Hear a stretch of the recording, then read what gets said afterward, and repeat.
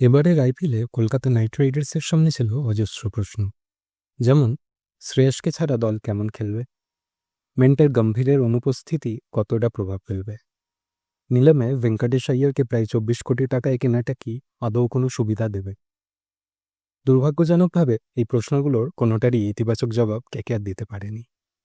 যাক, যা চলে গেছে তা নিয়ে ভেবে আর লাভ নেই, বরং পরের সিজনে কেকেআর কী কী পরিবর্তন আনলে উপকৃত হবে চলুন একটু দেখে নেওয়া যাক।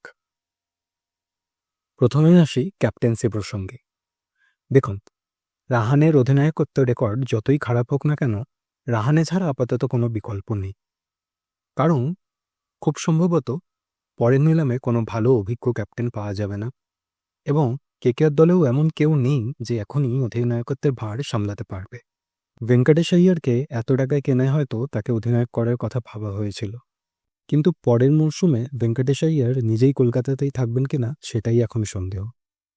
সুতরাং অধিনায়ক হিসাবে আজিঙ্কে রাহানেই আপাতত স্থির।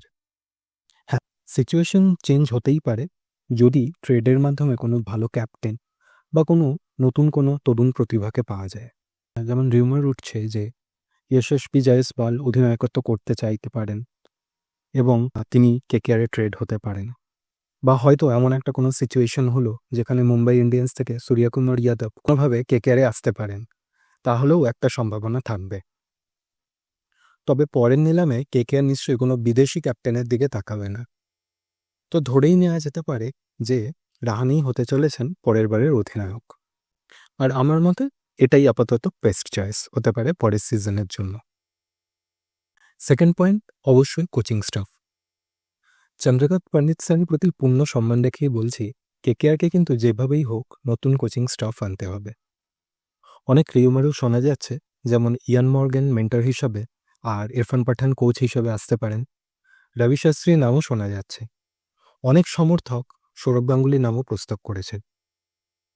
এদের মধ্যে যে কেউই আসুক না কেন, তারা চন্দু স্যারের থেকে আপগ্রেড হবেন বলেই মনে হয়। দেখুন, এখানে কাউকে ছোট বা বড় করার উদ্দেশ্য আমার নয়। চন্দু স্যার যথেষ্ট সময় পেয়েছেন, কিন্তু সেইভাবে দলের ওপর প্রভাব ফেলতে ব্যর্থ হয়েছে। এই বছর ব্যাটিং অর্ডার নিয়ে তিনি যেরকম সিদ্ধান্ত নিয়েছেন সেগুলি খুবই চোখে লেগেছে। প্রতিটি সিদ্ধান্তই আমাদের বিপক্ষেই গেছে। ব্যাটিং অর্ডারের প্রসঙ্গ যখন চলছেই, তখন এটা নিয়ে আরেকটু কথা বলে নেওয়া যাক। আপনি কোনোভাবেই রাহানে আর অঙ্কুরিশ রঘুবংশীর মতো প্লেয়ারকে 3 বা 4 নম্বরে খেলাতে পারেন না, কারণ সমস্যাটা হলো দুজনে একই ধরনের প্লেয়ার, ট্র্যাডিশনাল ক্রিকেট খেলতেই বেশি পছন্দ করেন, তাই এদের এত নিচে নামানো একদমই উচিত নয়। তো যদি সুনীল নারিনকে দিয়ে পরের মরশুমে ওপেন করার কথা ভাবাই হয়, তাহলে রঘুবংশী বা রাহানের মধ্যে একজনকে নারিনের সাথে ওপেন করতেই হবে। নাম্বার 3তেও এরপরে রঘুবংশী বা রাহানে নামতে পারেন পরিস্থিতি অনুযায়ী, অর্থাৎ তাড়াতাড়ি উইকেট পড়ে গেলে এনাদের দুজনের মধ্যে যে কোনো একজন নামতে পারেন। আর যদি সাধারণত 10 ওভারের পর উইকেট পড়ে, তাহলে পরিস্থিতি অনুযায়ী আমাদের কোনো পাওয়ার হিটারদেরও নামানো যেতে পারে। এরপরেই আসি সবথেকে কন্ট্রোভার্সিয়াল ডিসিশন ভেঙ্কটেশ আইয়ারের প্রসঙ্গে। দেখুন, সোজা কথায় ভেঙ্কটেশ আইয়ারকে রিলিজ করতে হবে। কেকেআর যদি চায় তাহলে তাকে নিলামে ফের কিনে নিতে পারবে, আর সেই অঙ্কটা মোটেই 23 থেকে 24 কোটি হবে না। এর অর্ধেক দামে বা হয়তো তার কমেও ভেঙ্কি আইয়ারকে কলকাতা পেয়ে যাবে। এখন ভাবতে অবাক লাগে, এই ভেঙ্কি আইয়ারের পেছনে যদি কেকেআর এত খরচ না করত আর যদি আরসিবিকে কিনে নিতে দিত, তাহলে কিন্তু RCB Jitesh Sharma, Phil Salt, হেজেলউডের মতো প্লেয়ার কিনতে পারত না। ভাবুন তো একবার, তখন হয়তো আরসিবি এতটা ভয়ঙ্কর দেখাতো না যেটা এই সিজনে দেখাচ্ছে। আর কেই না বলতে পারে এদের মধ্যে হয়তো ফিল সল্ট বা হেজেলউডকে আমরাই কিনে নিতাম, তাহলে কিন্তু কেকেআরের গল্পটা এবারে অন্যরকম হতেই পারত। তবে যদি কেকেআর ঠিকই করে যে নিলামে ভেঙ্কি আইয়ারকে কম দামেই কিনবে, তাহলে কিন্তু তাকে যেভাবেই হোক প্রথম 3-এর মধ্যে খেলাতে হবে, কারণ ওই পজিশনে ভেঙ্কি সবচেয়ে ভালো খেলে। তার নিচে খেলালে কিন্তু ভেঙ্কিকে নিয়ে লাভ হবে না। সেক্ষেত্রে সেই টাকাটা কোনো ভালো অলরাউন্ডার বা ভালো ফাস্ট বোলারের পেছনে খরচ করা যেতে পারে। আর ধরে নেওয়া গেল যে ভেঙ্কি পরের মরশুমে উপরেই খেলবেন, তার মানে সুনীল নারিনকে আর ওপেনিংয়ে দেখা যাবে না। সেক্ষেত্রে কম্বিনেশনটা কিছুটা এরকম হতে পারে, ভেঙ্কটেশ আইয়ারের সাথে রাহানে ওপেন করলো এবং 3 নম্বরে অঙ্কুরিশ রঘুবংশী। এই অর্ডারটা থাকলে রিঙ্কু, রাসেল, রমনদীপের মতো মিডল অর্ডারের ব্যাটসম্যানরাও অনেক বল খেলার সুযোগ পাবে, আর ব্যাটিং অর্ডারটাও ঠিকঠাক ইউটিলাইজ করা যাবে। তবে এক্ষেত্রে যে সমস্যা হয়ে যাবে, কেকেআরকে তাহলে কোনো মিডল অর্ডার উইকেট কিপার নিতে হবে। আমার সত্যি আশ্চর্য লাগছে এটা ভেবে যে কেকেআরের এই বছর লভনিত সিসোডিয়ার মতো প্লেয়ার থাকতে তাকে একটা ম্যাচও খেলানো হলো না, যেখানে আমাদের বিদেশি উইকেট কিপাররা বারবার ব্যর্থ হচ্ছিল। আরে ভাই, ওকে একটা দুটো ম্যাচ খেলালে সে ওদের থেকে আর কী বা বাজে করতে পারত। আর এর সাথে সাথে পরের মরশুমের জন্যও লভনিতকে দেখে নেওয়া যেতে পারত। কিন্তু কেকেআর ম্যানেজমেন্ট আর তাদের নিয়ে আর কী বা বলবো। এই কম্বিনেশনে পরের বার স্টিক করলে লভনিত মিডল অর্ডারে খেলতে পারবে কি না সেই ব্যাপারে আমার কোনো ধারণা নেই। নইলে কেকেআরকে আর একটা ভালো উইকেট কিপার যে মিডল অর্ডারে ব্যাট করে তাকে কিনতে হবে। আরেকটা অপশন হলো ভেঙ্কটেশ আইয়ারকে বাদ দেয়া। সেক্ষেত্রে নারিন মিডল অর্ডারে খেলবে, আর কোনো উইকেট কিপার নেওয়া যেতে পারে যে ওপেন করতে পারে, কিংবা লভনিতকেও ট্রাই করা যেতে পারে। এরপর আসি মিডল অর্ডারের কথায়, যেটা আমি এখনও মনে করি যতগুলো টিম আছে তাদের থেকে আমাদের মিডল অর্ডার অনেক সর্টেড। একটা খারাপ সিজন মানেই কিন্তু এটা নয় যে রিঙ্কু, রাসেল, রমনদীপরা খারাপ প্লেয়ার। আমার মনে হয় পরের সিজনে তারা ভালো খেলবে, ঠিকঠাক পজিশনে ব্যাট করতে পারলেই।